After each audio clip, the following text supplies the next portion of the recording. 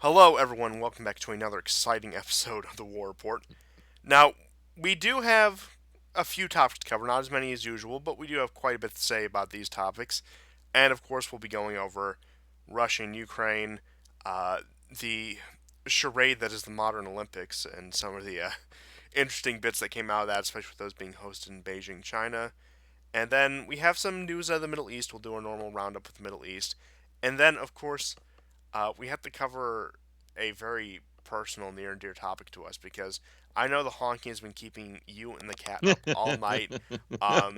You're sleep deprived. You were talking to me before the show. It was incoherent. I thought you were drunk when you first called in, but look, here we are. And you know Yeah. what? This is why.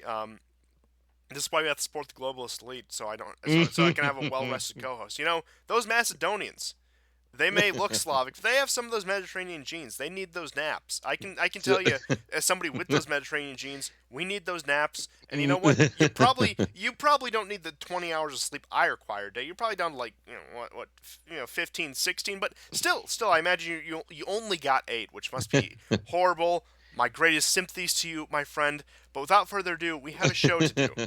So, it is rather tragic that Russia is being such an aggressive power, and of course, it's always during the Olympics, and that's just a narrative we've been groomed to believe because apparently, Georgia, Crimea, those all happened. Just ignore the machinations by NATO and the American Empire and the State Department, the CIA, provoking these situations. At interesting times, so they can say, "Look, Russia's violating the spirit of international unity and the brotherhood of man, as it were." And again, they pulled that up. And I have some very disturbing news, actually, out of the Russia-Ukraine border. Looks like if he hadn't before, Putler has officially joined the dark side because you got to look at this. You have to look at this. Hail Darth Bootler. Yeah, I mean, look at that.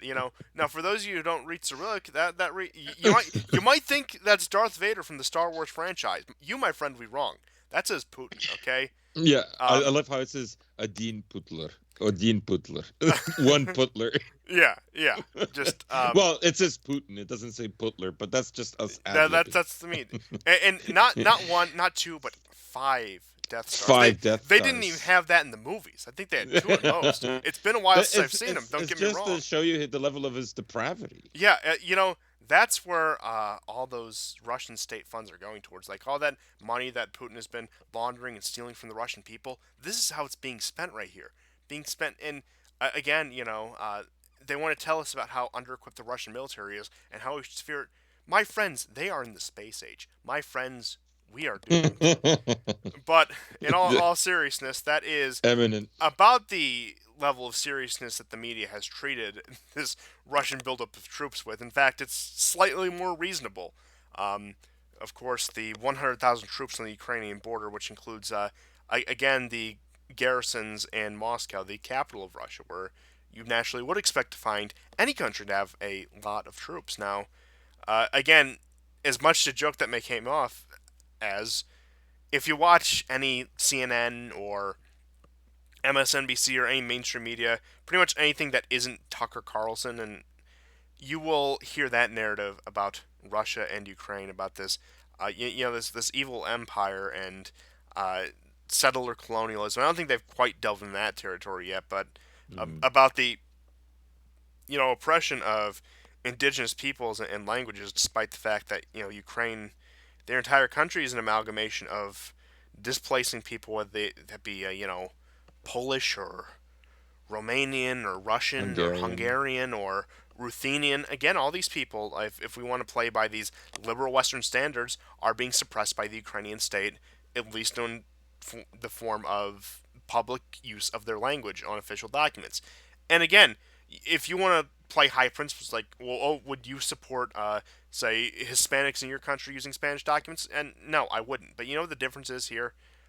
Well, maybe the United States is a bad example because we're a crumbling empire as it speaks. But okay, I think that to the extent that Western countries accept immigration, they should have to assimilate. But the point is, it's not like these people immigrated this area within the past 30 years. Their land was absorbed into this amalgamation state, and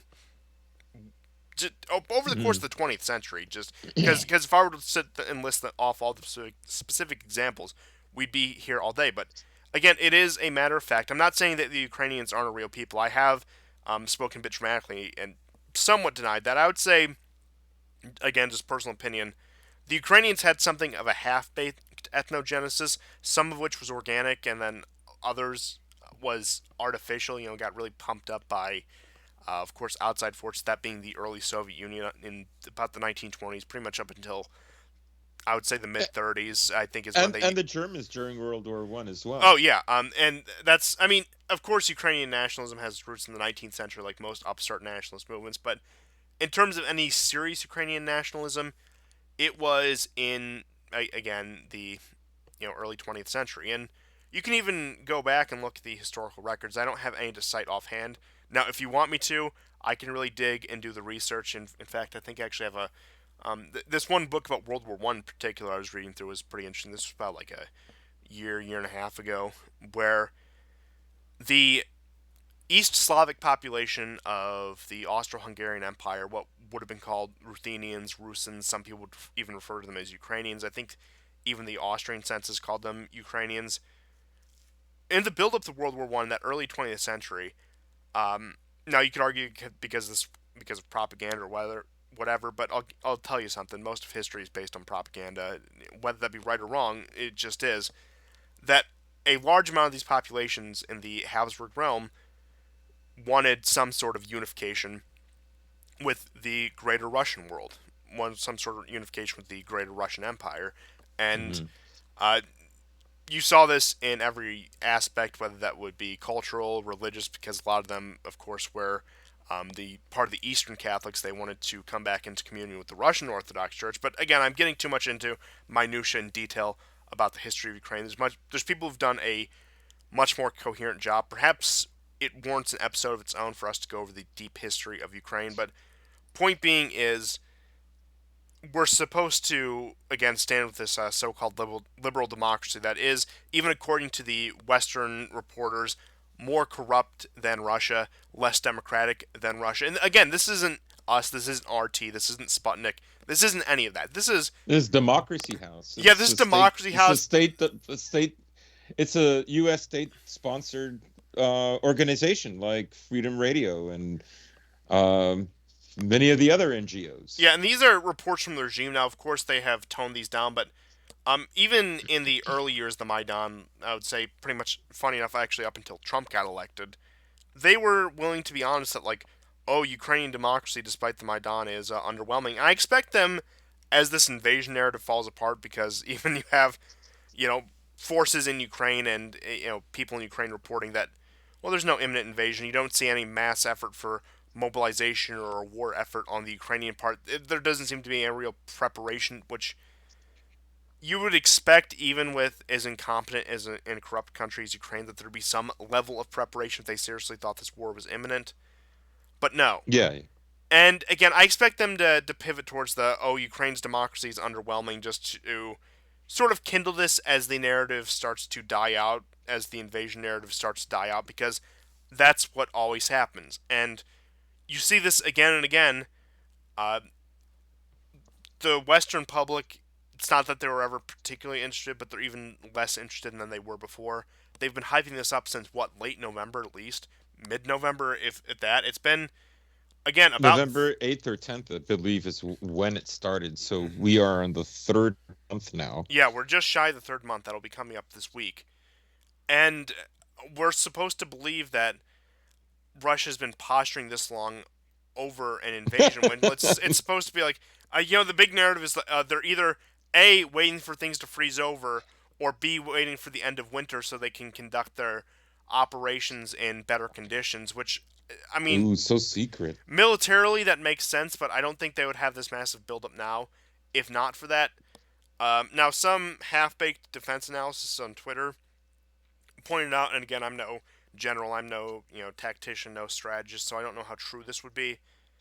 That it seemed like the position that those Russian troops on the border were being put in were more so aimed for a defense and aimed for a potential incursion into Russia. Now, again, I can't speak to that, but that is also another angle to consider this from. And probably the best angle of all I've seen out of this is while the world is focusing on Ukraine, Russia is quietly occupying Belarus. Because they still haven't forgotten about Belarus, they still haven't forgotten about Lukashenko and Tinovskaya and the color revolution there from 2020. And they still haven't forgotten about the impending union between the two. Now, again, how long full union will take, I honestly cannot tell. We're closer than ever, though. Things are accelerating on that front. But It's effectively a done deal yes, already. but it Like, looks like at least some elements of the media, some elements of the press are trying to pivot back to Belarus now that Ukraine has shown to really be not as exciting or enticing as a narrative that they tried to build it up to be. So I guess it's time to pivot. And one could yeah. say, with some of the domestic news and some of the news in the West, so we'll get into some of these trucker protests, that they're even trying to pivot back home with some of the lockdowns and restrictions and the mandates and things related to that. Now, time will tell as we go on, but it does look like, much like the last phase of the Convid narrative, they are starting to draw this phase of the Ukrainian narrative to a close. Yeah, I mean, I think, it also helps to sort of unearth how this whole thing happened. So, when Maidan Square got very bloody, there were about 8 buses from Crimea that traveled uh, to Kiev. I'm going to assume they were counter protesters, mostly Russians or Ukrainians who identified as part of the larger Russian world, as it were. And on their way back, Azov Battalion decided to just shoot at them, and they injured dozens, and they killed 4. And that's really what sparked their prime minister, as I mentioned in the last show or the 2 shows back. Crimea has its own parliament, so it was already kind of semi-autonomous, and that's what sparked them to call. Now, I know Putin is also being pragmatic and even Machiavellian about making sure Crimea is returned to Russia, just for strategic purposes. But he made no effort, um, until he really had to protect the Donbass, because I don't think he was interested in it. I don't think he was in. I don't think he thought that there would be the kind of resistance or support or whatever. But even when it was obvious, he made no effort really until things got very bad. And we know that there were some artillery strikes over the border during some of the fighting. There were 2 particular battles where this happened, and that that's an important remember. And I also look at it in sort of the broader historical process. Like, let's not forget, Trotsky lived in Manhattan. He had an apartment. He had $600 in his bank account. He had a chauffeur. He had a refrigerator. Uh, no one knows where he got this from. And then he goes to Canada with his entourage and $10,000 worth of gold. The Canadians are suspicious about him. The British intervene, and the Americans tell the British to let them board a British ship to bring him over. And then in 2018, of course, when he asks Woodrow Wilson if he could have rifles for the revolution, Wilson is happy to oblige him, right? And then to get And even deeper into that, you also have to remember that Trotsky and Lenin and a lot of these other Bolshevik leaders were educated in German universities. right, and of course Germany sponsored it, which is ironic because of what happened to Germany after World War II. Um, but I see basically the same players at work with like an even gayer revolution. Yeah, the names changes, the face change, and really in spirit, it all stays the same, doesn't it? Now, Hmm. with that, again, you can look at this There's a lot of debate on who the real enemy is on the right, whether that be liberals or progressives or communists or cultural Marxists. Well, point being is, at the end of the day, these are all just different names that they will adopt, all just different factions of the same enemy. Fundamentally, our and again, I'm not trying to sound too highbrow here. Our enemy is the force of chaos, the forces of revolution, in the sense that they just want to overturn everything, and really the forces of what can only be considered anti-God and anti-nature. And that doesn't matter whether, again, they want to brand themselves as liberal, communist, or even maybe even genuinely believe these things. But point being is, you can debate about the minutia of labels all day and what these people actually really ideologically believe in. Point being is, they believe in something that is destructive to us, and no matter what they call it, or no matter what the minutia or whatever their internal disagreements are, it simply does not matter to me that these people simply are my enemy. They want to see terrible things happen to us and people like us. Now, of course, that is not a call to action or anything. I think we just need to wait these people out, because I do genuinely believe that time is on our side, as we've gone over several times before. But again, I I really don't care what they call themselves. I just know that first and foremost, they hate us and everything we stand for. Yeah, and by the way, for the listeners who are new, who uh yes, we also know that Schiff, the big banker in Manhattan, tribe member, of course, gave huge money, but it was generally, I mean, like I said, it's the same players, not nudge, nudge, wink. So, um, yeah, I mean, and I still maintain that unless there's some very serious provocation, Russia is not going to invade Ukraine.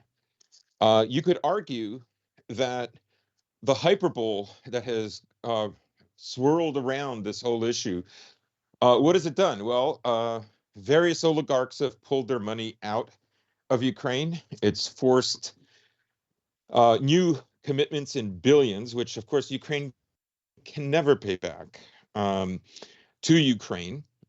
Germany's included in this with a grant of 1.2 billion. That does not include the hospital that they're going to build for them and all other things. Not to mention the Um, internal panic in Ukraine with people removing their money from the banks, which has caused yeah, a yeah, mini financial crisis that has a potential to balloon into something much larger.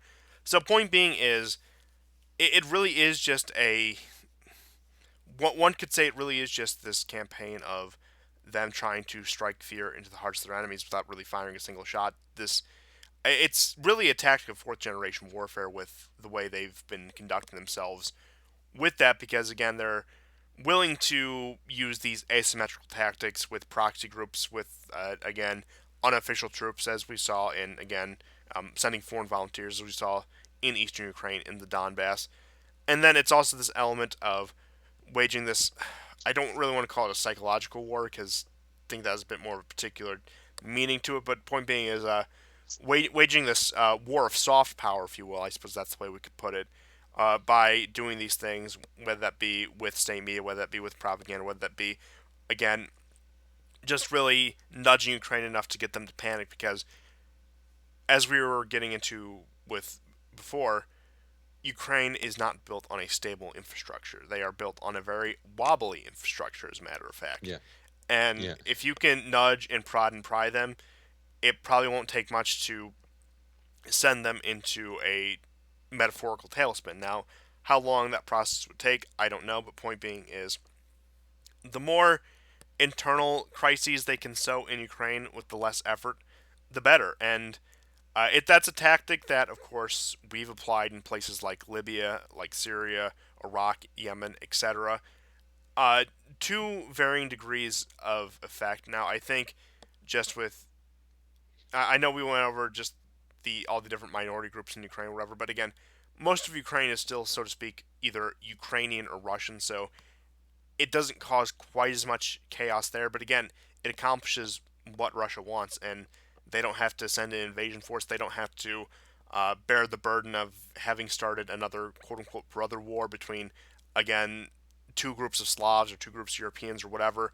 And as is often cited, including by yourself, just because the nature of the Russian Empire and the Soviet Union and the way the borders broke up, a lot of people across the former Soviet Union have family in other countries, whether that be the Baltic states, whether that be Belarus, Ukraine, etc. Now, a lot of the Russians in Central Asia and the European groups in Central Asia have since emigrated either to Russia or back to, again, their ethnic homelands. But point being is, in the European and quote unquote Western republics of the Soviet Union, there is a lot of there's a lot of extended families with each other.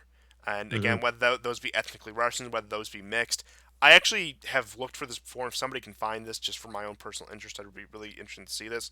The rate of interethnic marriages within the Soviet Union, because I'm really curious what that would look like. I know, like obviously, there's quite a few between Russians and Ukrainians. There's actually this joke Yeah, there is. with a lot of Russians I know. It's like we got to find the Ukrainian ancestor. How far back are they? Most of the time, it's like a grandfather or something. So, point being is, it is pretty ethnically intermixed, and uh, again, something I think you said. Moscow, 1/4 the people have you a surname that would One be third have a parent or grandparent that is full or partially Ukrainian. yeah, and I think you said a quarter had a surname that could be considered of Ukrainian extraction. Oh yeah, definitely. The So ones that end with ko, like yeah, would, the Ankos, the but that can Chuks, also like be Belarusian. But yeah, yeah, yeah. but yeah, point being is it comes from that more as paradox to the sound Western groups of the Eastern Slavs. The point being is what I'm really getting at is even beyond extended families, these people are still very intertwined. They still have a shared history, and I'm not going to say it's on the same level of a civil war, but and maybe this is just an outsider speaking, I would say it's pretty damn close to a civil war, expecting them to take up arms against each other. People that that either see as very similar or co-ethnics. Now, of course, you have the very rabid nationalists on both sides, and the Ukrainian ones are particularly infamous for this. Like, the Russians are Turco-Jewish Mongols. They're not European. They're not Slavic. So you do.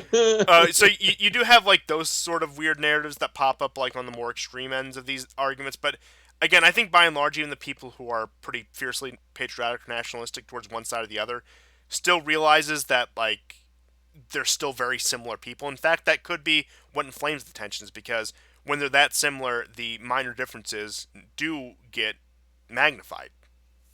Right, right. That is very much the case. In other news around this whole Ukraine quote unquote crisis is there have been a lot of calls, particularly between Lavrov and Blinken, and then Blinken with Yi Wang of China.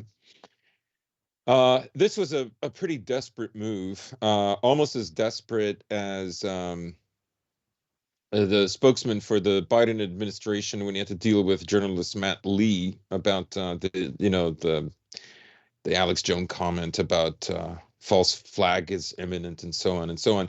But all to say, Blinken had phoned up uh, Yuang to basically ask for support against Russia. Like this is hilarious. Like maybe 6, maybe even 7 years ago, that might have been a possibility. But to think that in 2022, that's a possibility. And way back on our show that we did just before New Year's, there were even people on the right that were saying 2022 is going to be the year when Russia and Chinese relations are going to cool off. Afghanistan and all this stuff. And I said, actually, relations in 2022 will actually increase, not decrease. Uh, and Putin just signed a 30-year deal with Xi Jinping for gas. This will be the largest delivery of gas ever. And we already mentioned 2 years ago another pipeline that's going to break that record. That previous one was a record in and of itself. Um, and even Orban visited Russia, and he got a sweet deal for about 8 to 10 years of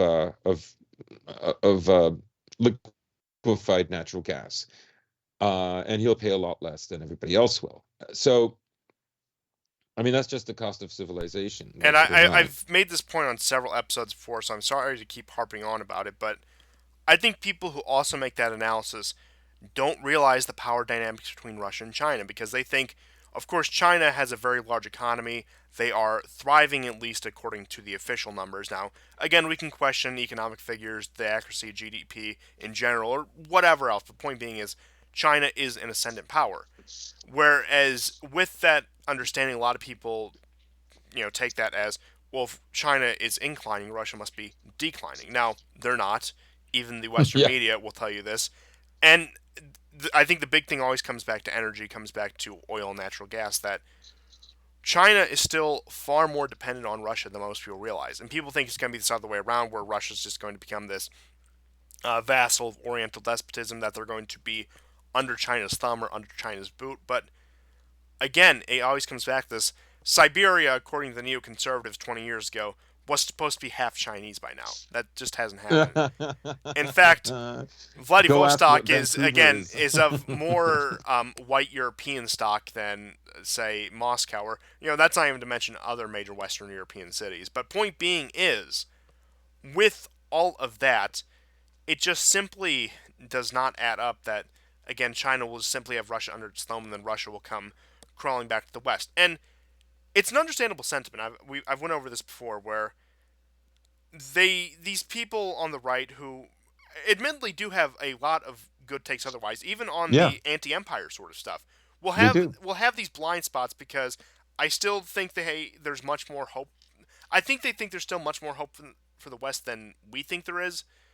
But point being is, they think, oh, if we can just wrestle Russia out of the arms of China, we can do what Nixon Kissinger did in the 70s, where they did it with China, splitting them with the Soviet Union, and officially at least.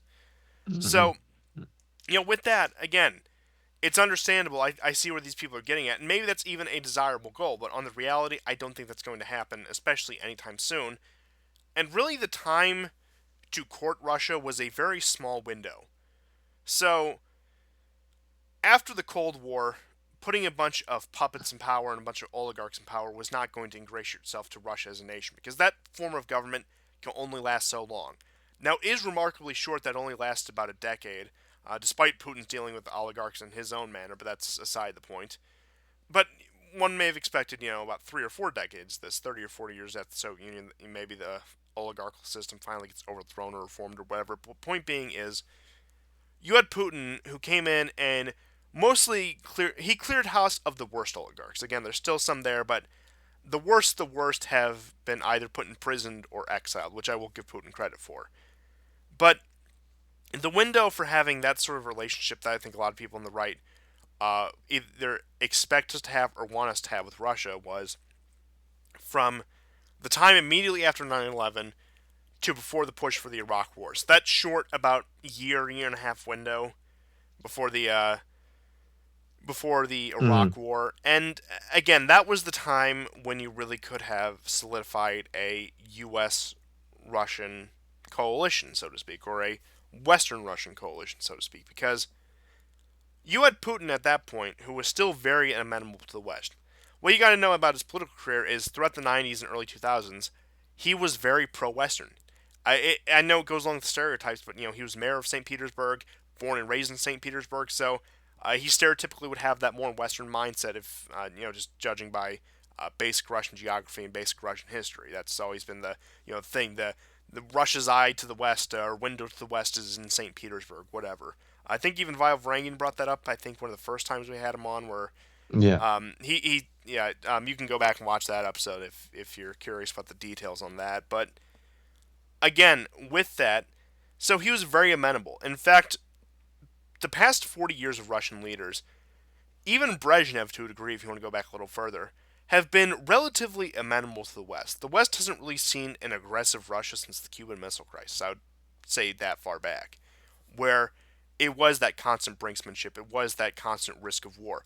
I would say there's been flare ups, there has been diplomatic crises, but there hasn't been a really toe for toe competition between America and Russia, again, since the Cuban Missile Crisis. So that early Cold War, again, a lot of people want to think that we live in that, but as I was saying, the past 40 years, from, I would say, especially Gorbachev onwards, you've had Western leaders that are very amenable to Russia. And of course, you had Gorbachev, you had Yeltsin, who was in the pocket of Bill Clinton and his buddies. You had Putin, who wanted to turn over a new leaf, even as late as the Obama administration.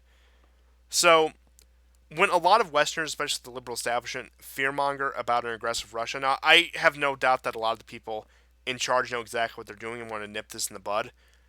But again, a lot of the people who buy into an aggressive Russia, we have not seen an aggressive Russia in decades. And honestly, whoever comes after Putin will likely be more brazen on these issues and likely will be a bit more confrontational if the situation allows. For better or for worse, when it comes to Russia's interests, I don't know how that'll play out.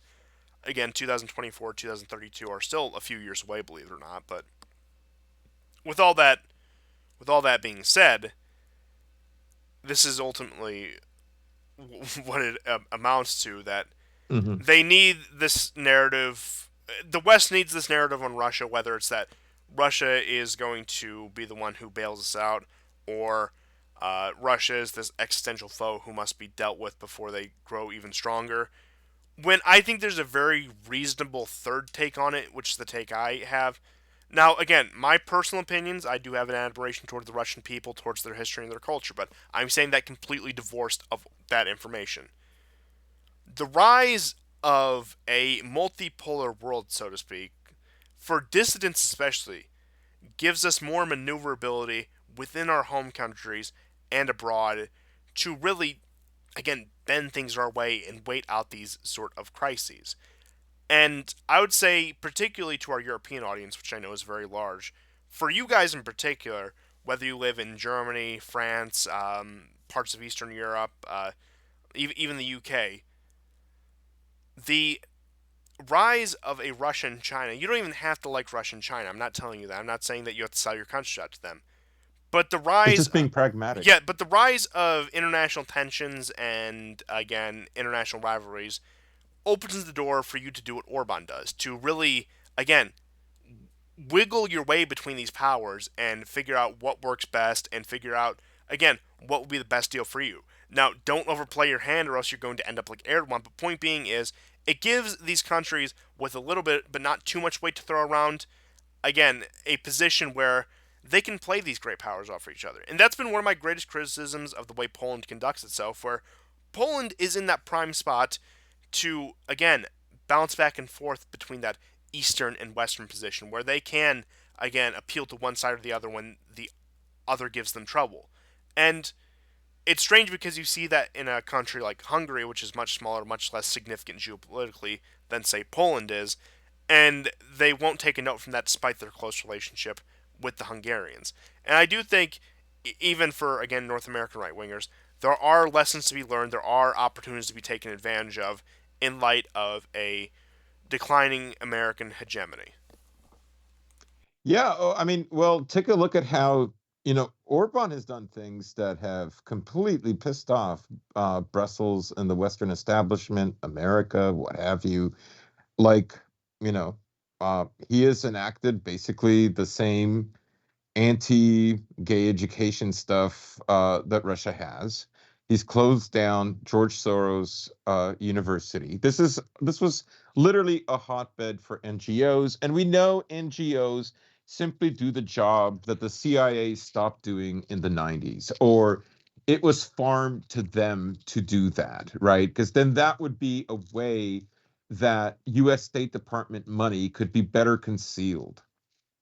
So um, so those are significant things, and they're often much less in the limelight, or in the spotlight, I should say, not limelight, in the spotlight compared to the kind of pressure that Brussels exerts on Poland, which, I mean, we don't like.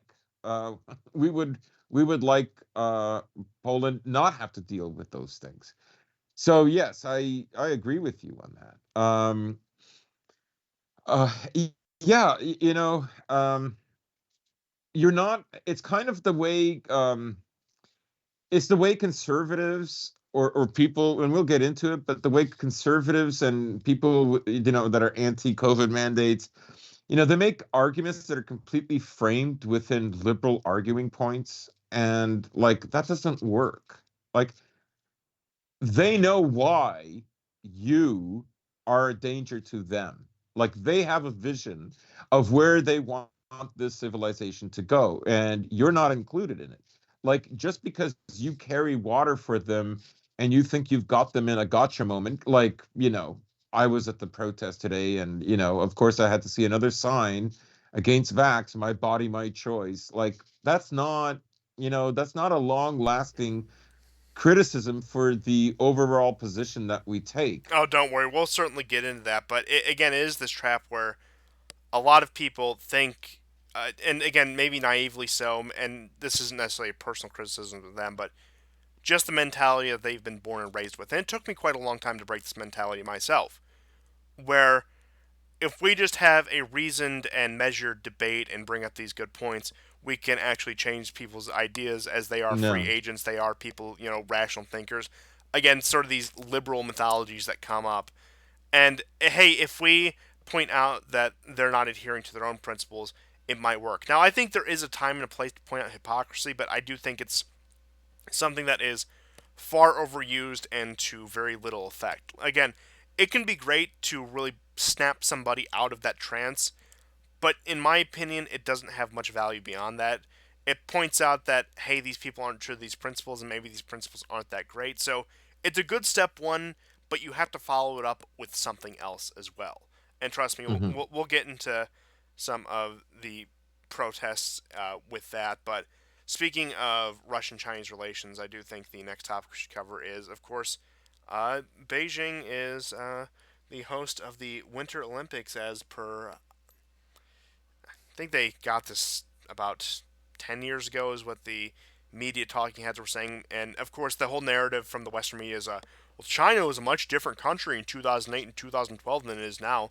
They're a rising power, and of course, they're kvetching about all of China's internal problems. And again, listen to this as the preface I put with Russia and China before. Again, you don't have to like these countries. You don't have to admire Xi Jinping or whatever. I will say, just objectively, I think he's a good leader for his people. I think he has the Chinese people's, again, interests, and I think he actually does something to advance them. Now, does that align with Western interests? No, not necessarily. But again, just keep in mind what I said about exploiting power vacuums and exploiting chaos and crises. It doesn't necessarily have to be. Again, maybe Xi Jinping would like to see the North American continent sunk into the ocean. That's irrelevant to what I'm about to say here. So, again, you have all of this played up, and it's always about the Uyghurs and Tibet and Hong Kong. These really tried and trite narratives about how China doesn't respect human rights or democracy or any of this other claptrap.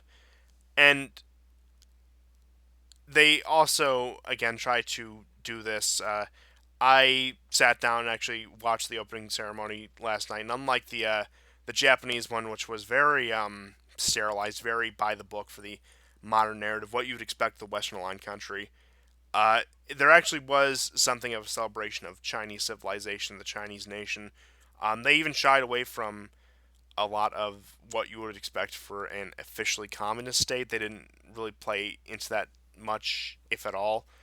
But point being is, again, they think it's their time to shine. And one of the narratives they've been bringing up is, of course, Putin was invited to attend, and this is, of course, on top of the diplomatic boycott by most of the Anglosphere countries, which means we're still going to go there, we're still going to do everything, but all the behind the scenes stuff we won't be participating in out of principle. And we discussed this back when it happened. It's like, are you going to go or are you going to not go? Even Jimmy Carter put up a more principled stance where he just said, we're out altogether. And not only that, got about 54 other countries to go along with him. So it actually made a point when Jimmy Carter, of all people, considered one of the worst presidents in modern history, outdid Biden in that sense. But that's aside the point. And with that, of course, there's all the fanfare and festivities and Putin there. And one thing they point out is like, will there be a rift between Russia and China if Russia attacks Ukraine under the cover of, the spirit of international brotherhood, blah, blah, blah. Again, really trying to gin up this narrative that isn't really there. And again, is China eclipsing Russia? And just really pushing this idea that Russia and China are in this imminent split, that trade and relations will start to cool off between the two when, as we've gone through several times before, doesn't seem to be any real concrete evidence of anything like that No, they happening. broke every record last year, and Yeah, they're going to and break more this year. yeah, and it continues onwards.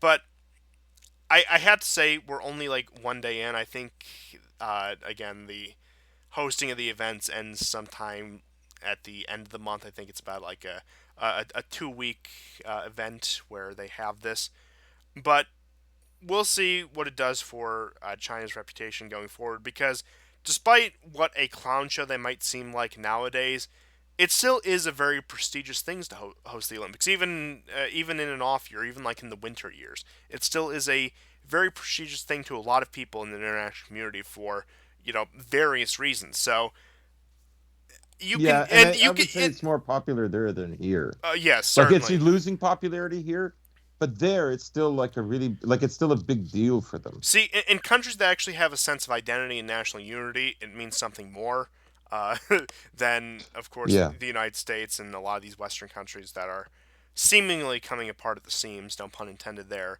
But point being is, outside of the Western world, it does again, as you're saying, seem to hold much more of a sway for again various reasons.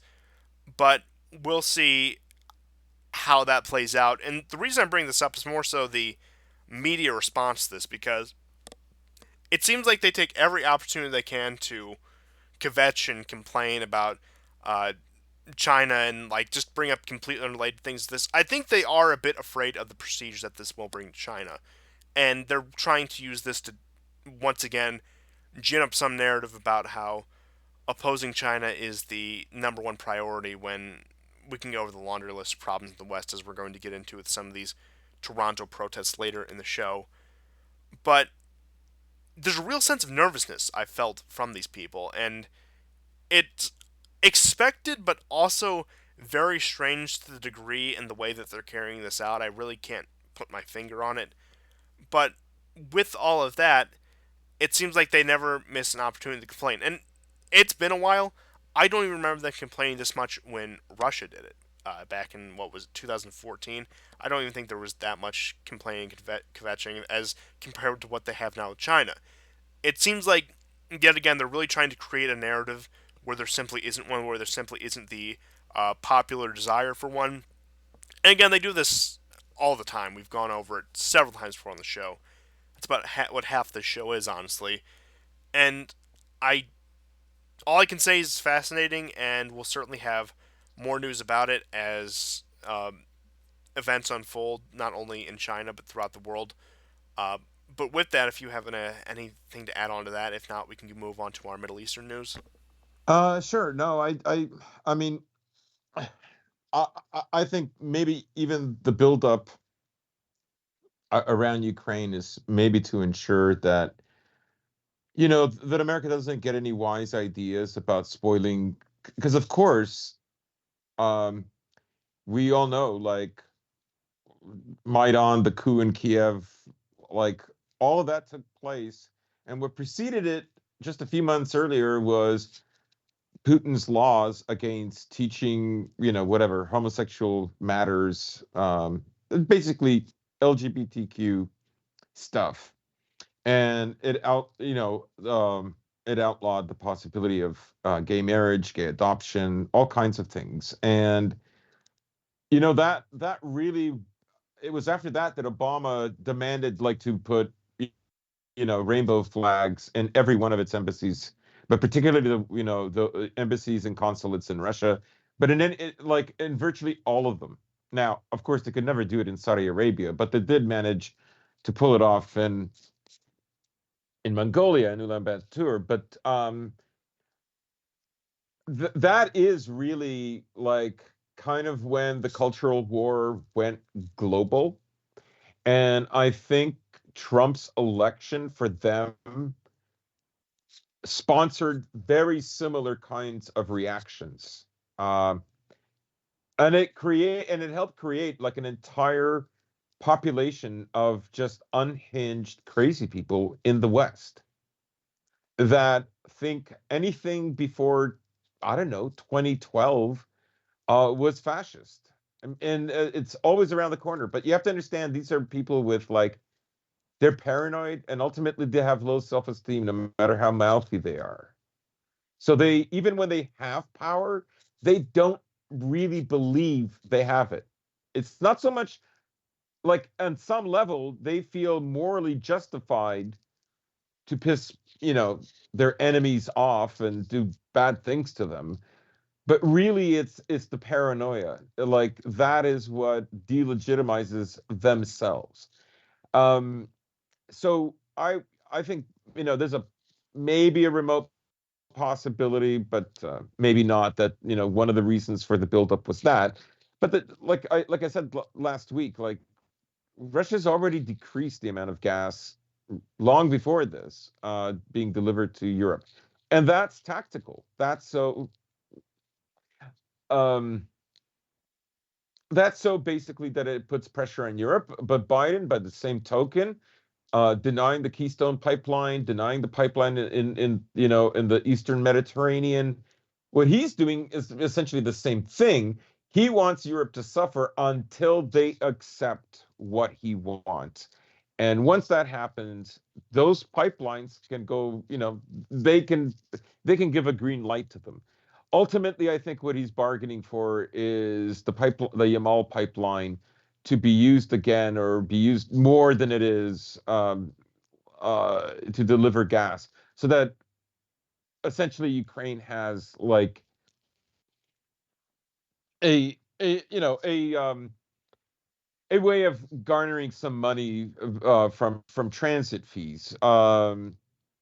That I mean, what Biden's afraid of is that Ukraine will be shut out, and it will eventually be too much of a burden. So maybe there was always a suspicion that there was going to be some kind of a false flag. Maybe the reason the Russians sent their sent their forces there was to preempt that, or basically to help Biden believe whatever it is he wants to believe. You have to also understand that Biden's not doing this. There are all kinds of intelligence people that are pushing this. It could very well be half his administration doesn't want to do this. Now, that doesn't include Victoria Nuland, of course. So, is it possible that this is a way to stop from any kind of, because they would love an event to happen, the kind that was the Maidan coup in 2014 during the Winter Olympics, right? Like we know that America has politically boycotted the Olympics, so no U.S. representative from the government of any kind will be there, no diplomat, etc. And like America is the world's preeminent soft power, right? They know media better than anybody else. And you're talking about China that has like, I hate to oversimplify it. I'm really not trying to. It's a concern for time. I know I ramble on, but it's a shame-based culture. A lot of Far Eastern Asian countries losing face is a very, very big deal. And I don't think they want that. Now, it doesn't mean nothing is going to happen, but there's always the potential for it. And everybody, we've listened to 3 weeks now that it could happen during the Olympics, right after the Olympics, right? Because there's a lot of important talks that are about to take place. But we shall see. We shall see. Who knows? Could be like something with the Uyghurs that'll pop up. We don't know. But I think that's how the Winter Olympics in China potentially could be instrumentalized for soft power.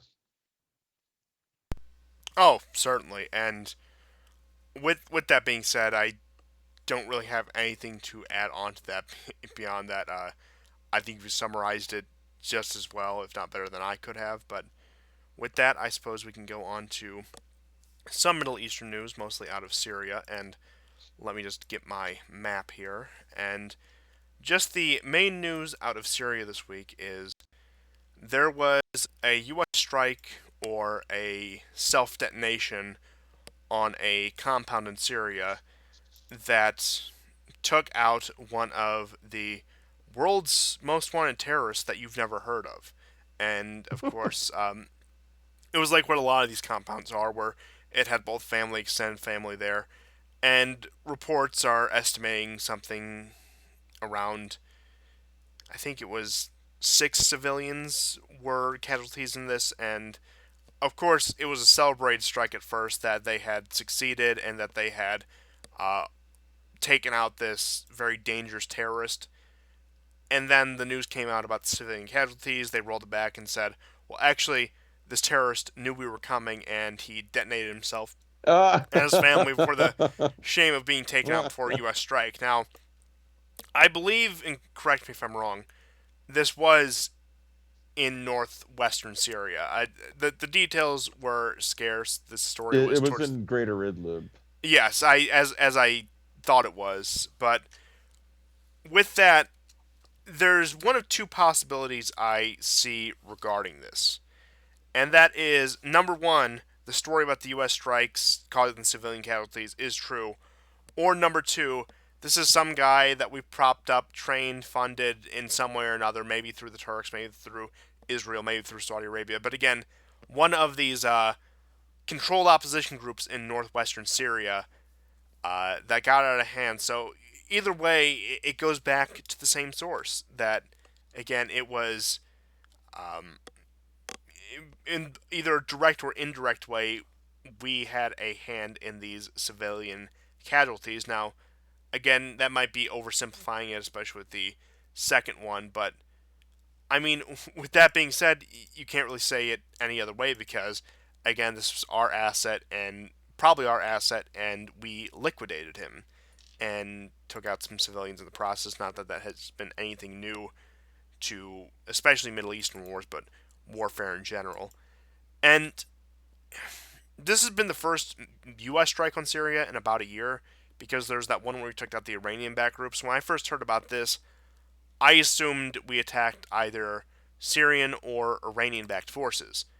And I was wrong. I was Hmm. surprised to see this. I don't really know the motivation for this strike, whether this was just a routine thing, whether this was, again, anything along those lines. But you'll also recall when they allegedly took out Baghdadi for the fifth time in his career, which, I mean, they've kept it quiet since then, around last year, year and a half ago.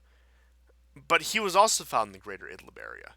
So you have Mm. all these groups that were technically at war with the other opposition forces, because ISIS was more or less at war with everyone. They didn't have any real allies. They were the break off, the break off, the break off of these as these groups work in Syria. So it was the most rabid, the most hardline jihadists from all of these programs ended up in ISIS, and you have them in the greater Idlib area, which is more or less under the control of the coalition, the Kremlin coalition of those various forces in, again, the greater Idlib area and northwestern Syria in general. And for the longest time, most of their territory was in eastern Syria. You can still see the pockets on the map right now with that. And a lot of the territory that the so called SDF now controls was once under ISIS control. And Hmm. so you had these groups which ultimately held the line against ISIS and were able to take control, official control of a lot of these sparsely populated areas in eastern Syria, whereas a lot of the more heavily populated areas were either under the control of pro-government forces or the mainline opposition, if you will. But again, I just think it's funny you find all these um, ISIS people or these commanders just hiding out in Greater Idlib, um, Yeah. like we have any idea what we're doing. And again, I still haven't squared down a motivation. It was probably just this ammo is about to expire, so they need to dump it. Metaphorically speaking, of course, I don't know that. I don't know if missiles have the quote unquote lifespan the way that the ammo does, but military bureaucracies is so weird that it might, and they mean like, oh, no point in wasting it, so might as well lob it at some group that we used to fund but no longer have any association to. Again, beyond the again, not to downplay the human costs, but really, this doesn't seem like that significant a story insofar as the angle that we took out this terrorist leader, considering the fact nobody has ever heard of him. We don't really know what organization he was connected to. I've heard several things. I've heard ISIS. I've heard all these various other ones, and it just seems again beyond pointing out the civilian casualties and how bad those are, seems really inconsequential beyond that. And um, there's much more interesting news out of Syria this week. For example, Russia spotting ISIS cells within central Syria. The continued push into northwestern Syria by government forces, and Turkish activity along the very far northeastern border, as you can see up there in the map, where Turkish shelling operations have been taking place. And again, you had that, but I figured, especially when I heard the strikes were in Idlib, what really confused me, I figured it was probably some one-off strike on some advancing Iranian militia or pro-government militia, and then, and I don't know, did they hit the wrong target and inadvertently kill a terrorist leader, and then threw up the flag of victory and said it was that? Again, there's a lot of angles I don't know about the story, but just the fact that it got so popular in the first place, and it wasn't really that popular, but the fact that it got as popular just did with the kind of story it is. Again, Syria has been out of the public eye since about what 2018 at this point, 2019 at this point. I don't see why they've all of a sudden decided to bring this back up. It's a good point. I mean, you know, we shouldn't forget that part of the reason America is there is that Russia didn't want them in there, and then there was this agreement that America would take out ISIS. So Russia and Syria essentially granted them that area in the sort of the east side of Syria, slightly below center, that pocket. Um, but there was that time where the Syrians were fighting ISIS, and America just like mowed down like a ton of them, and not ISIS. I mean Syrians, or and didn't aid the Syrians in taking out ISIS. So if ISIS is attacking, I've said this before, way back when I first started to appear on your show, if ISIS is fighting Syrians, it's like America is not going to intervene. That's when America leaves ISIS alone. If ISIS goes after the Kurds, that's what the SDF is. It's just the Kurds repackaged for midwits in the West And that to like. avoid, official terror sanctions put on by the State Department itself. Yeah. And yeah, exactly right. So, anyways, if they attack them, then that is a problem, right? Or if they make life hard for HTS in Greater Idlib province, they might get taken out. Trump might send in his Belgian Malinois to take them out, or at least one of their leaders. So, I would say that everything is situational. Everything, there it just depends. It just depends on the scenario. So, last week we were talking about this major break of of ISIS prisoners that were imprisoned by the SDF in the northwestern part of of Syria. The town is also partially controlled by the Syrian Arab Army.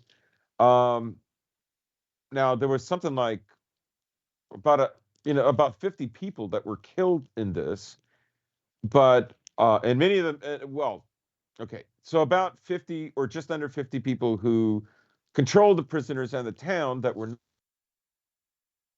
not ISIS were killed, and then about over 100 or something were killed belonging to ISIS in trying to break out.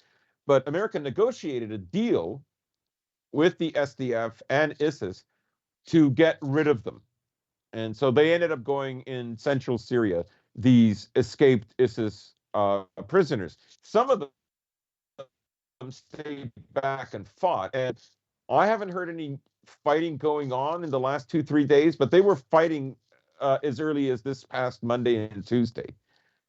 I would presume, however, that the fighting has mostly ceased, but lots of casualties, and a good chunk of these prisoners, they're gone now.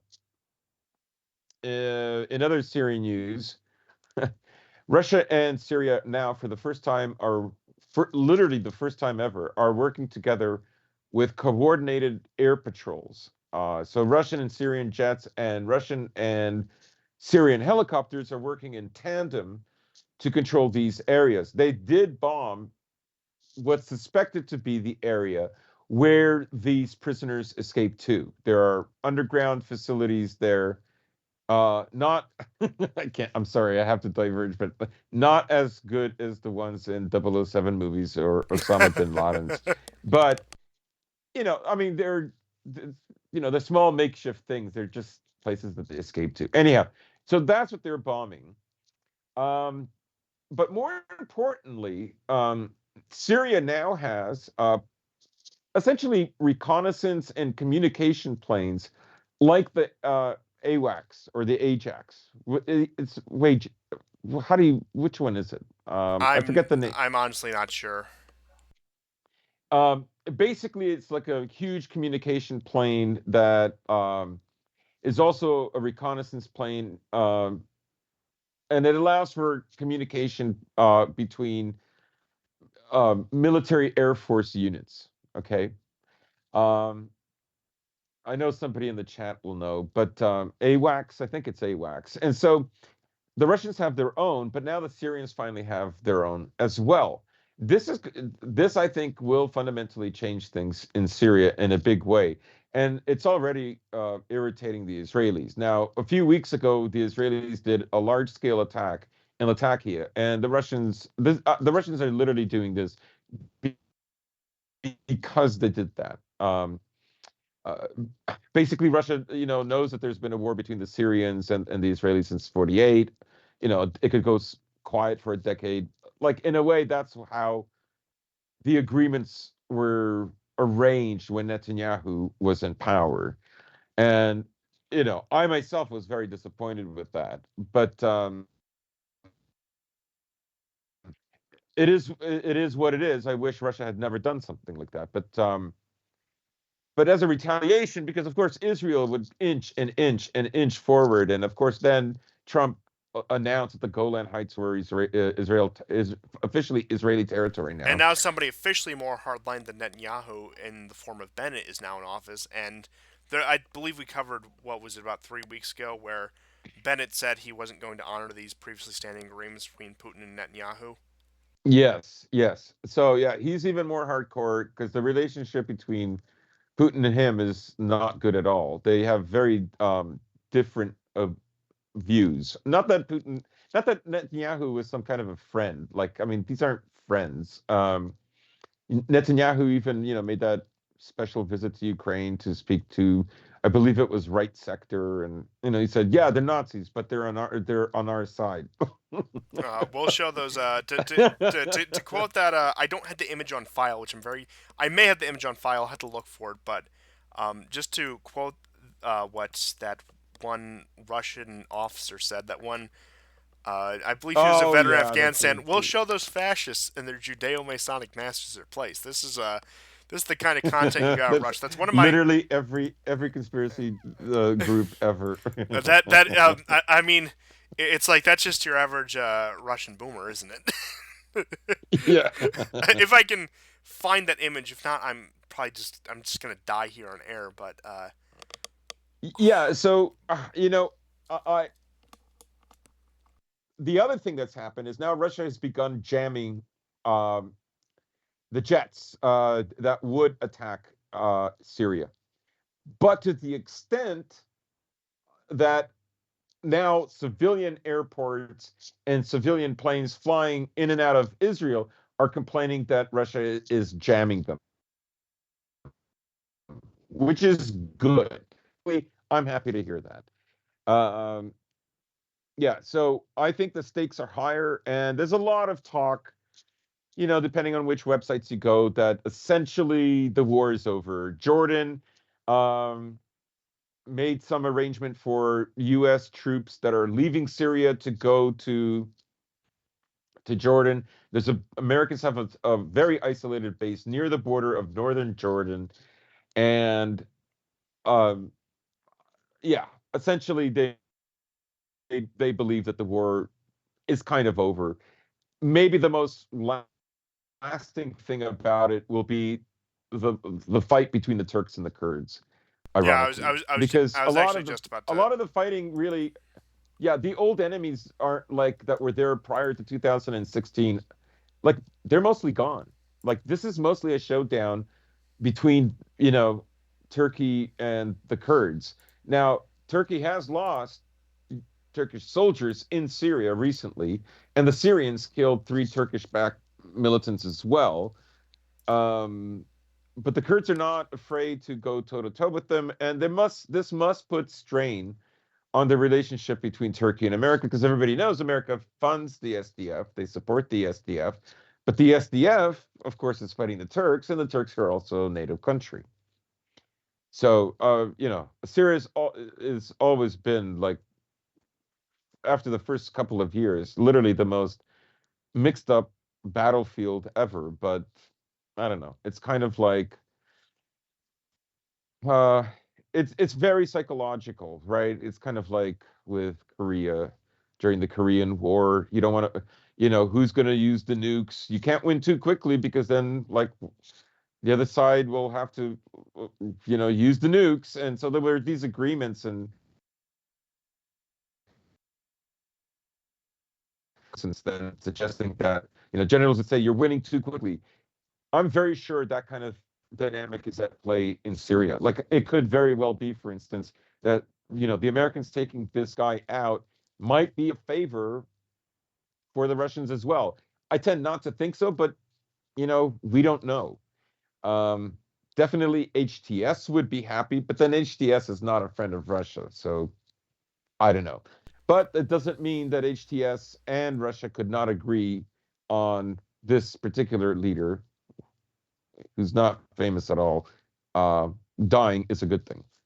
Oh, certainly. And again, I would go back to with what you were saying about Syria, how the main outstanding issue is between the Turks and the Kurds, and really, I've brought this up on several episodes, including last episode, that and I bring this up because you mentioned Jordan was facilitating the evacuation of American troops, which it seems to be much more quiet than Afghanistan, funny enough, was that the main obstacle between the so called SDF coming to the bargaining table with the Syrian government is that American guarantee. And we saw when that American guarantee was under question or under threat in 2018, 2019, you saw some negotiations between the SDF and Syrian government open up. And I can only predict if these withdrawals continue, even if they are as quiet as they are, and it's not a big media story like Afghanistan was, that slowly but surely the Kurds will come to the bargaining table. And again, I think it's more or less they're just biding their time because, despite my personal feelings on the Kurds and the SDF,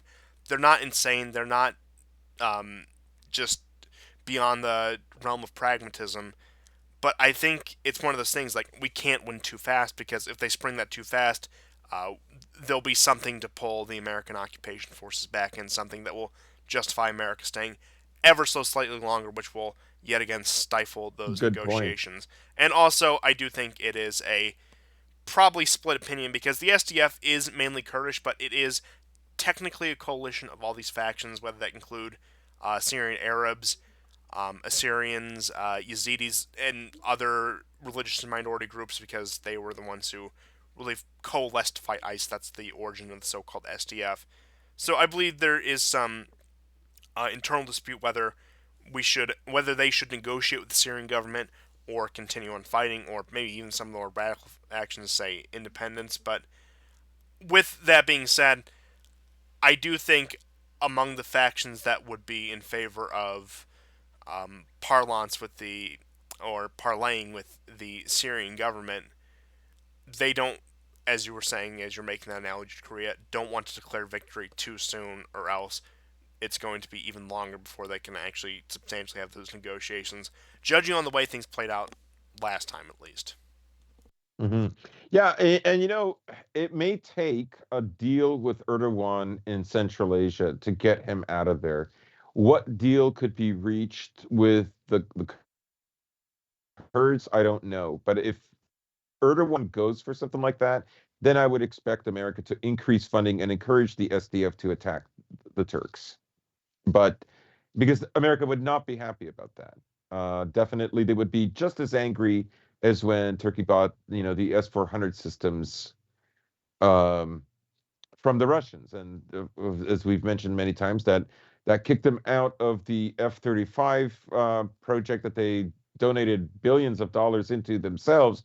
But Turkey never complained about it. They literally didn't care if they didn't get F-35s, and that's a really big deal, right? Because it's a you have all these other Western nations, including Israel, who's not really a Western nation or is a hybrid, but of course is so closely aligned with America that they've also incorporated them, and you would think that that would be part of the larger strategy that but Turkey forgoed that. So it's quite interesting.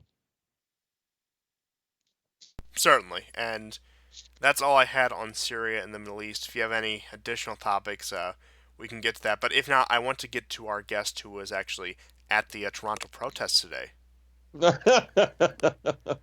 Yeah, I wanted to keep this a surprise for the show, but we do have somebody who's going to be on air who attended the Toronto convoy protests, and we're really excited to get to who I know you are, especially. Uh-huh. Yes. It was me. I was. Yes, yes, you are our man on the ground, as you were for the Yes. Yellow Vest as well. You'll recall that episode Oh yes, where that's you, right. That's right. This yes. is actually my third COOF anti-COOF protest Look, attendance. they were So right. There are Russian provocateurs at these events. We have one right here. actually my Russian/Ukrainian buddy was there too. Oh, it's He it. goes, It gets I deeper and got there. deeper. I literally got there, and he goes, dude, you just missed your ortho bros went by. So there were a contingent of Orthodox Christians that were there too. So I mean, it was amazing. You know what I'll do is I'll show you photos from the event next show. I am really, really happy with these photos. I can't, I really cannot, I couldn't be happier. Uh, the event itself was extremely positive. Um, Lots of people. Um, you know, I think the kind of heinous lies that Trudeau is saying, like, I understand how people want some retribution and they want it quick because it is so misleading what he's saying. I mean, he said that the trucker supporters or the truckers are stealing food from the homeless, like they're literally feeding the homeless, right? Um, it's, I mean, there are so many lies you don't even know where to begin. One headline, in a sense, acknowledge that they're not. It said, these trucker demonstrations may not be violent, but that doesn't mean they're not dangerous. Like, they literally understand how persuasive arguments from our side are. And more important than that, I think, is the goodwill that was there. Now, I'm not going to, get into like, liberal talking points and tell you, like, I'm not saying it for, liberal talking point reasons, but it's a mixed crowd. Not everybody there is white. Like, as the photos will show. And they put on music, people are dancing and jumping around. Yeah, okay, so it turned into a bit of a party and everything. But there were some very emotional moments. There were people like there were some people spontaneously praying. One man, a Catholic, was praying to the Theotokos. There was also in a park further down from where this main confrontation wasn't really a confrontation, but the road was being blocked. The cops did trick the truckers so that they couldn't get to our provincial government building, right? It would be like our state capital. Ottawa is the capital of the entire country, but Toronto is like the capital of the province of Ontario, and both cities are in Ontario. Anyhow, um, so yeah, it was very touching, and I am like one of the least patriotic Canadians you could ever imagine. But when people, after praying, sang the national anthem, like, it was hard not to cry. And I know Ezra Levant helped fund this, or to some extent, or he piggybacked on it. I get it. I understand it. But and there's other things to consider. For instance, I'll be fucking, I don't know if this is going to cost me later on. My own workplace for weeks has been taking down all these signs that had to deal with regulations and mandates. So, like, this was weeks before the trucker convoy was even announced, right? What I'm trying to get at is, I think things were already moving in that direction, and I'm always careful not, like, I have friends that were watching it on TV, that were crying. They believe that this is like the moment of their liberation, and I'm always like more skeptical. Like, the fact of the matter is they made mandates normal, and 85% of the population is fully vaxxed. That includes a lot of kids. Um, and not all the sectors in society have gone this way. There are still holdouts. And then in Winnipeg today, we had some really bad news, and that is, so some idiot. He's a unhinged lefty, of course, um, who literally thinks there's some kind of right wing apocalypse that's coming. His name is Brian Walton, and he drove over three people, or hit them with his Jeep, in Winnipeg. And in Winnipeg is super cold. It was really cold, minus 13 Celsius today, but I think Winnipeg was even colder than us. And not easy to be out there for hours and hours, I'll tell you that much, right? And I was out there for at least 4.5. Um, anyhow, what's going to happen to him, I don't know. But I would assume more of these kinds of showdowns are going to happen, because I think you have to understand, like, in many ways, the mandates, the whole thing about COVID is, it's a fake crisis masking a much bigger real crisis, which is the civilization itself, right? You have a not very deadly virus. Some countries handled it pretty well, and have, generally speaking, compared to the three previous years, 2019, 18, and 17, no significant increase in the number of deaths. Canada and UK are examples of it.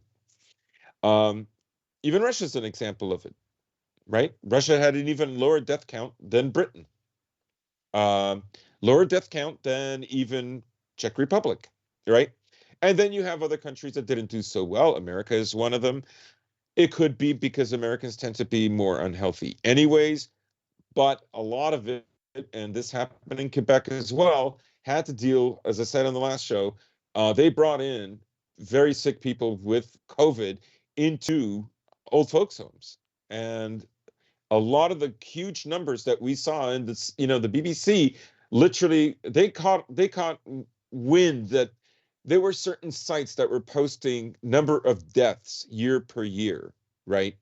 And Red Pill Germany did a video, and I've been following Red Pill Germany for 10 years now. But in any case, so he did some statistics on this, and so there was in the first 3 months, but 2021 was very different, including early 2021, where you didn't, even when most of the population was still not vaccinated, you did not see that. I guess what I'm, but to get back to my original point, right?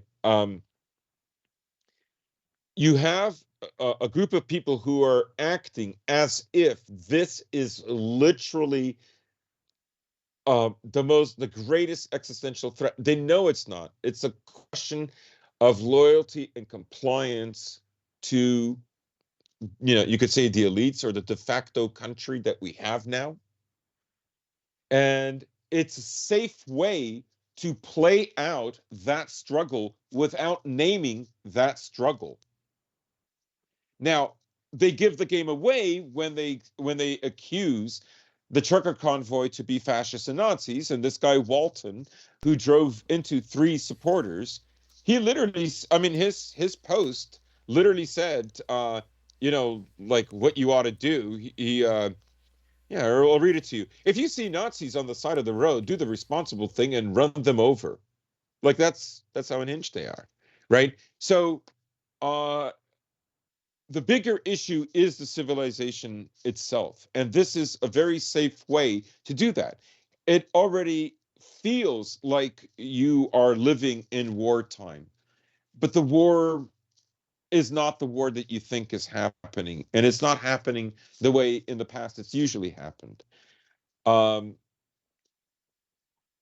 you know, I mean, I hope I'm, I hope I'm making myself clear here. That's to me that's the greatest utilization of COVID that we've seen so far, beyond the of course the vaccines and everything. Um, I could get into. I mean, we discussed in the show when all of this happened in the first place, and I mean, why did U.S. intelligence and the military say that there was a pandemic in China when there wasn't a pandemic in China? But it happened to be at the end of October when the military games were taking place, right? I I I I can't prove it, but I believe that this is a synthetic virus, this in a lab, and I believe this was an attempt by the U.S. to kneecap the Chinese economy, and it completely backfired on them. And I think one of the reasons you don't see the Chinese doing anything about it is because, generally speaking, it's hurt America far, far worse. And the Chinese economy came out best overall in at the end of 2020 and at the end of 2021. So, they're not like it's not hurting them. It's like a guy who tried to burn your house down and then he burns his own house down in the process. Um, but the I don't know what's going to happen to these truckers. Now, there is some good news. People have been speculating about whether to use the military to remove them. The Canadian military did say that they will not do it. Now, this is major, major, major, major. That leaves them, only the police department, or uh, the police department slash finding these guys. But these guys, in a sense, they may never pay the fines. Of course, that doesn't mean it's all over. It could be a showdown. They could start dragging them one by one, and that's why sticking together right now is going to be really important. Um, and of course, I mean, I'll stop right there because I've over monopolized to begin Oh with. no, I mean I gave the floor to you for this reason because I knew you'd had a lot to say. Because number one, you lived there. Number two, you had to attend one of these protests, and just something I want to do very quickly because you brought the media narrative around that. Just show a couple of pieces of artwork. I want to give our Oh, audience oh, a good brother. 10 seconds to guess: are these parody or are these actual liberal political cartoons? So number one, we have the truck of hate. These people are disgusting. And Yeah, yeah. we also have the uh, I don't know a YouTube friendly way to say this, but I'll leave it on screen and I'll give you guys 10 seconds starting now. And we're counting down. And take a good look at them because I'm taking them down right now. So I want you guys to guess whether those are parody or reality. And those were, believe it or not, those were actually parodies. I can't remember. I think it's George Alexandropoulos or some very Greek name who makes these parody political cartoons. Oh, really? Some of them are more hit or miss. Nobody really compares to sort of the stone tossed tier of right wing political comics. It's too high of a bar, maybe, but that's aside the point. And with that being said, some of the other things you brought up is you talked about how a lot of people how it had a very casual feel to it, which I do think is a good thing because speaking from an American perspective at least, you have it where a lot of these protests turn into this like very like serious and high strung event, and I would say there is a place for that in politics and for demonstrations, but it does become alienating to the general public. Whereas this just looked like people were on the streets. Despite what the narrative wanted to paint, judging on the descriptions you've painted and what I've seen, that's not the case, and that it is again just normal everyday people saying no, this is simply wrong, and we're not going to go along with this. Yeah. So that was good insofar as that. And you also brought up that what was it? Levant and his media company had a hand in running this. Now, the thing I will say about that, of course, you can't trust these media grifters, even the so-called conservative ones, Yeah. and but you can build off of what they give you. Sure, they may Yeah. do these things to sort of corral you. That's sort of the point of the entire conservative movement in the West. But of course, not to get radical or violent, you can use this infrastructure and work it to your own. I know there's always that big debate about entryism versus parallel organizations versus accelerationism, which I think we have a healthy mix of all of them on the show, especially the accelerationism. But Hmm. point being is, after a certain point, it grows beyond just the grift and into again something that was a genuine movement. And I think for the longest time, they wanted this to be the Canadian January 6th. Early on, that's what I was afraid was going to happen. They were going to have some provocateurs incite violence, and this was going to be the excuse for a major crackdown. It looks like that has not happened thus far, but that No. was a fear of mine going in. And it also doesn't entirely, but it does soften me on the idea that mass demonstrations and mass movements are capable of affecting some change because, of course, we'll be the first ones to talk about this. Change really doesn't happen without an elite or somebody with a significant base of power behind a Yeah, I movement. saw a very good tweet about Elon Musk. Like, he could change all of this. Oh, You certainly. know, he could donate 10 million right now. What are they going to do?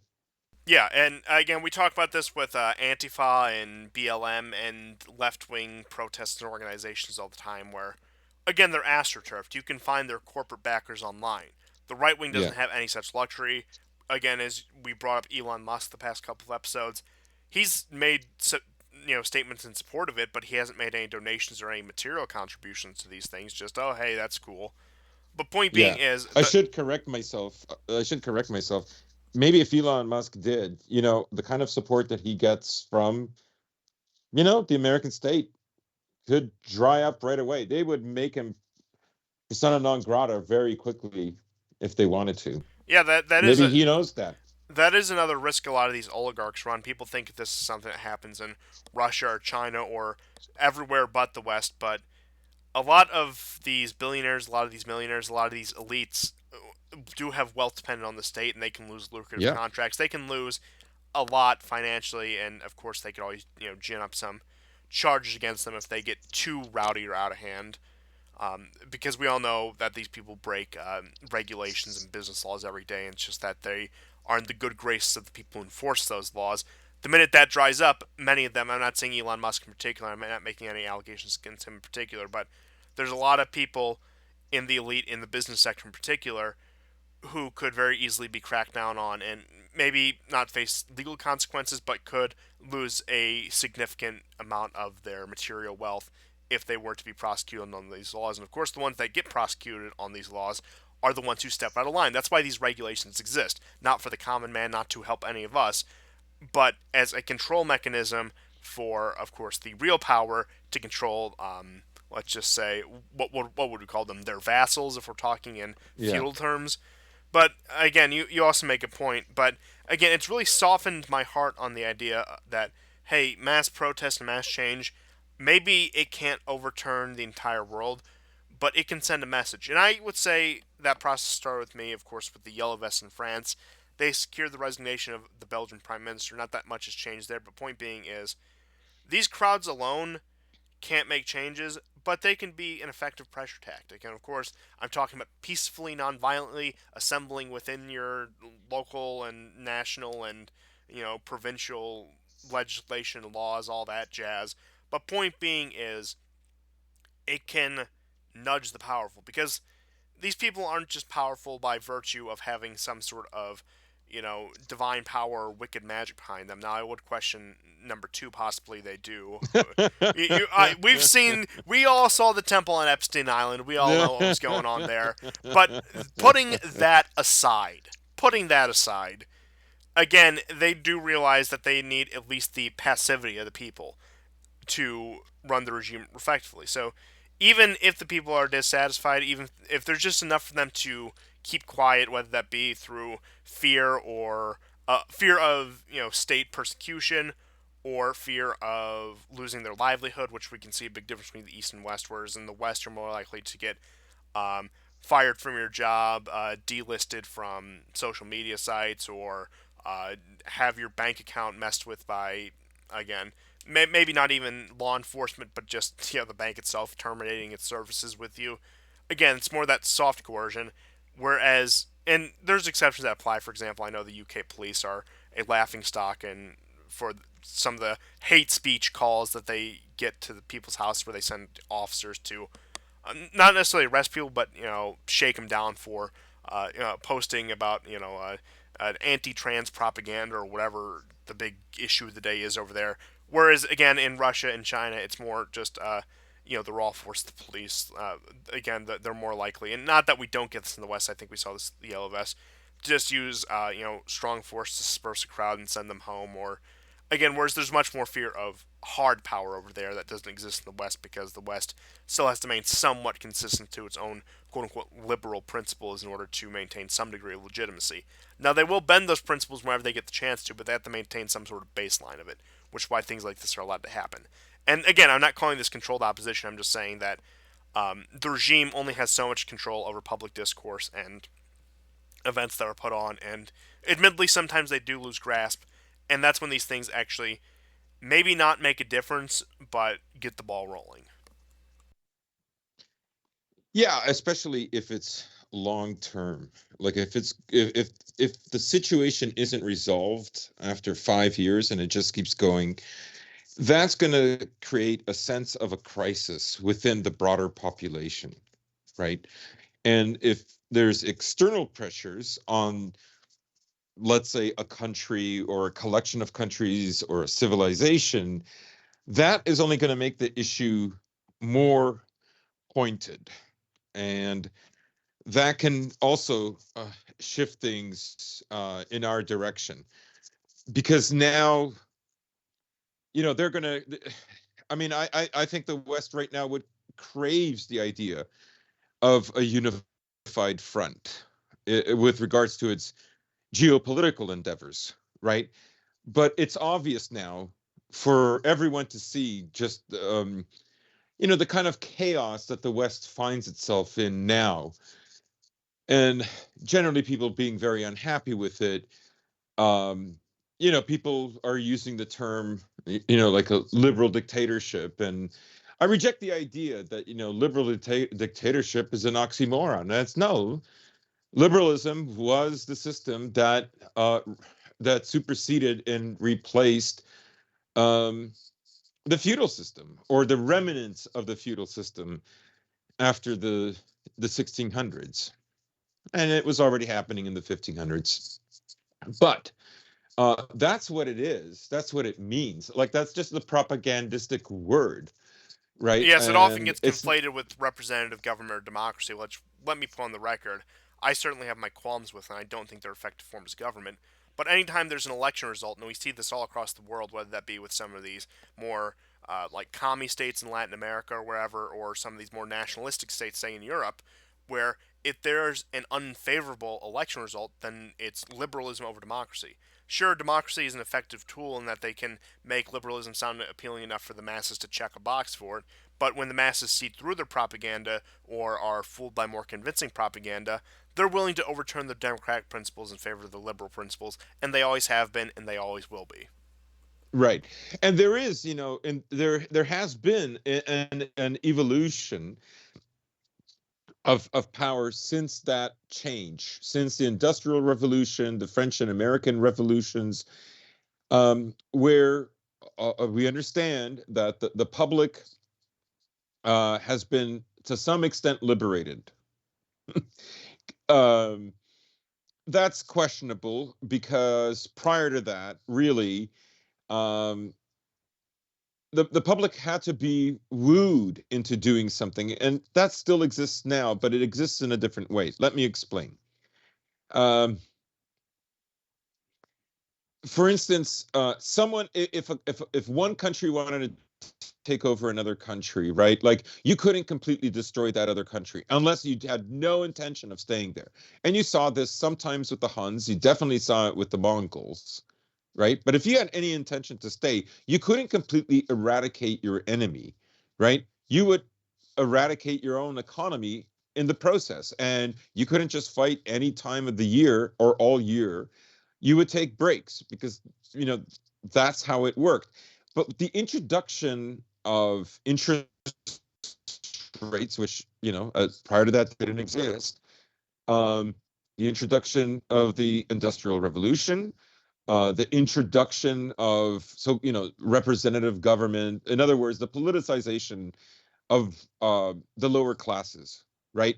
What that did is it like essentially ideology becomes the religion, the ideology of the state. And in fact, there was less of that.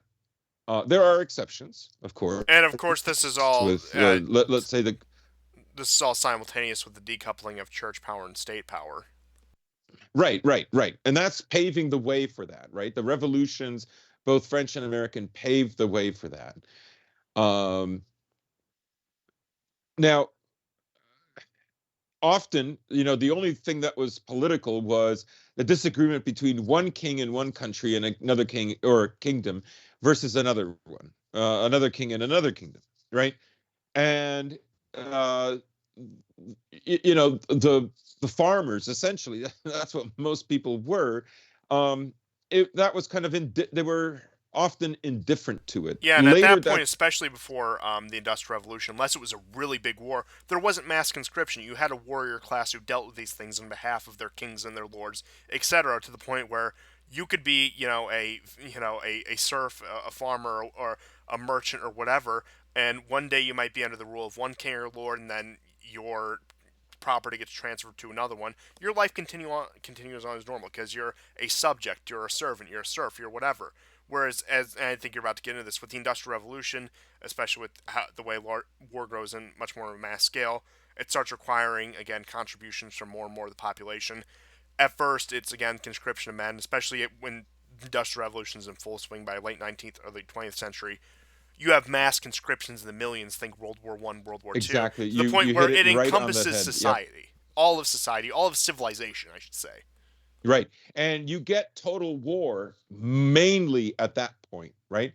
Also, the lending of money, right? Fiat currency, in a way, well, not in a way, let's say in a direct way, makes us great as a contribution to the millions of dead just in World War One as the machine gun did, right? Because now they have almost unlimited money. They can take out massive loans that take them 100 years to pay off, I mean, and most wars. that's what gives it this unlimited sense, Maybe I right? shouldn't say And then, most wars, but several wars throughout history, you can go through and look, have been ended just by insufficient funds. We can't yeah, pay the troops. And again, especially under the feudal system, where a lot of it was, king pays the lords, lords pay their servants who pay theirs, so on and so forth. Their vassals upon vassals. Again, and the minute you can't afford to supply these armies, it all falls apart. And actually, just to make a bit of a funny reference. I'm sure those of you out in our audience, many of you played Kingdom Come Deliverance, which the politics are based on a real event, not necessarily the events of the game itself. But the overarching war between Bohemia and Hungary. Again, the reason they brought in these Cuman mercenaries, just to give an example, they were allowed to raid and pillage the countryside, and that's how they got paid. Because, of course, the Hungarians simply didn't have the money in their coffers to pay a mercenary army. And that's the way. That's the way most wars were fought up until again about the late 19th century, up until the Industrial Revolution in full swing. It was really especially with these colonial empires, and even later on in these colonial empires, say like I would say 1850s, 1860s onwards, where you had mass conscriptions, where you had this mandatory service of all men for 2 years, 3 years, whatever, even in peacetime, as we saw, and that again, standing armies, they weren't a new invention by that point, but these mass standing armies simply are a thing of the 20th century, a thing born of the world wars. And we can go back to the military industrial complex and Eisenhower's speech, and that, of course, just with the nature of the modern world, we just need an entire sector of industry dedicated to preparing for war. It's not something we can just flip over and turn a switch on like in the past. And again, I'm not full and prim. I'm not full, Kaczynski or anything, but I do think it is necessary to recognize a lot of these major pitfalls of industrial civilization, and that's the reason why the world is, and during the Cold War and even now, was sitting on edge, scared to death of ending the world in a nuclear apocalypse. Because again, we've gotten to that point, and you can point out when it comes to I'm going off on a tangent here, and I promise that I won't let the show go on too long because I know it's been a little bit now. I've actually exceeded my own expectations here by about 20 minutes. But point being is, you can look at the records. Oh, we're in the most peaceful era in history. It's like, okay, that is true, and I'm not saying that people in the past lived in a paradise, but for a lot of people, the wars, the perpetual wars going on uh, before the Industrial Revolution, as we were saying, unless you were in the disputed areas or part of the warrior caste, it was a very impersonal thing to you. It was something that was just Mhm. happening far away that you might hear rumors of, or as the printing press comes around, you might read about if you're literate. But point being is, I didn't expect this end of the show to turn into a tirade about the Industrial Revolution, but here we are. But I do think it's a conversation worth having, and once again, I will put on record, I am mildly pro-industrial civilization. I think it's had its benefits, but I do think we have to be honest in assessing the consequences of it. Mhm. Yeah, I mean, I think that also, World War II is the peak of an ideological conflict, right? And it already presupposes the kind of force that ideology will have, even in populations that say that they're not ideological. Um, I think it's an inevitability because of that evolution from the, let's say, the feudal state into the republic state. It become, and you can see the way Canada right away accuses Putin of funding the truckers, the convoy, Be right? honest, how many rubles Uh, did you personally give the protesters today? like we joked about that, and then literally the next day it was a reality. So you think Trudeau's not listening to us? Anyhow, I mean, I'll just say one or two more things about the convoy, and that is these guys even rented out their own crane, not rented. I guess some of them are even donated or they're owned, but they have these huge cranes that they can move trucks with. It's really crazy, but it is actually very well organized, and I have to give academic agent credit again because he said several things about these kinds of demonstrations. Some things he said about the convoy that I think are very poignant, and one is that the elites thrive in a digital space, but in the analog space they do not. And this is kind of an example of it. Now, the struggle is not over. We don't know what'll happen. We don't know if we're going to lose this. But that does, I think, bear itself out. And then when Trudeau ran away, essentially, that's another example of a fox. He's not a lion, to use terms that Machiavelli used. He's a fox, and foxes don't do very well in analog space. Um, and of course, I've already mentioned how many lies and so on. But I think the most atrocious thing that he's done is he literally got GoFundMe to not only stop the donations to kill the account, but he got them to donate the $9 million to whatever gay organization of their choosing. Now, why did these guys use GoFundMe? I don't know, but it was a big mistake. They have started another donation for, I think it's called Gift Send Go. And so far, it's doing really good. Yesterday night, after just like 2, 3 hours, maybe 4 hours, it was up at $160,000.